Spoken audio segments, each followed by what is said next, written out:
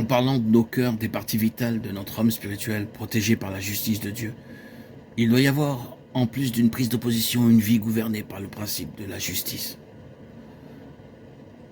C'est pourquoi nous trouvons cette parole extraite d'un psaume et appliquée au Seigneur Jésus, dans le premier chapitre de la lettre aux Hébreux.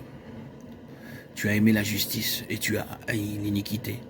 C'est pourquoi, ô Dieu, ton Dieu t'a oint d'une huile de joie au-dessus de tes collègues. Remarquez-vous les mots qui précèdent immédiatement. Mais il a dit du Fils, ton trône, ô Dieu, est éternel. Le sceptre de ton règne est un sceptre d'équité. Tu as aimé la justice et tu as haï l'iniquité. C'est là un état de cœur, une cuirasse de justice. Cette plaque d'airain doit être une force puissante de haine contre l'injustice, mais d'amour pour la justice, comme caractérisant la vie. Nous devons être concernés et exercer sur cette question de justice pratique. Notre position est glorieuse, ainsi que l'état qui est nôtre par la foi. Mais celui qui fut le juste fut gouverné par de justes intérêts tout au long de sa vie.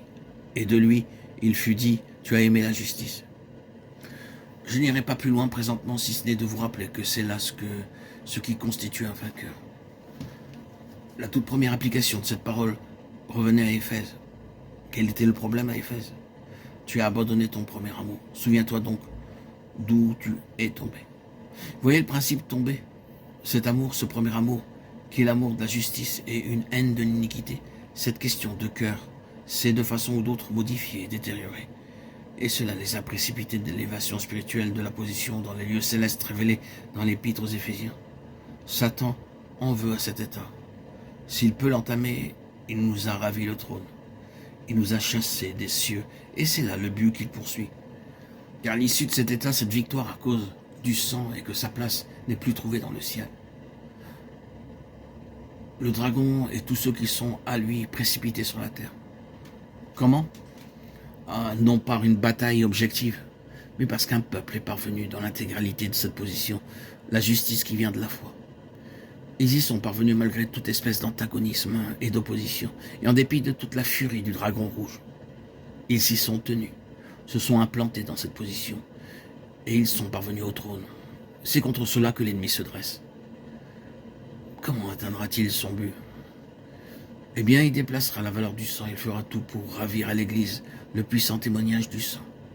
D'une façon ou d'une autre, il fera que les saints occupent une autre position que celle de l'entière justice qui est leur par la foi.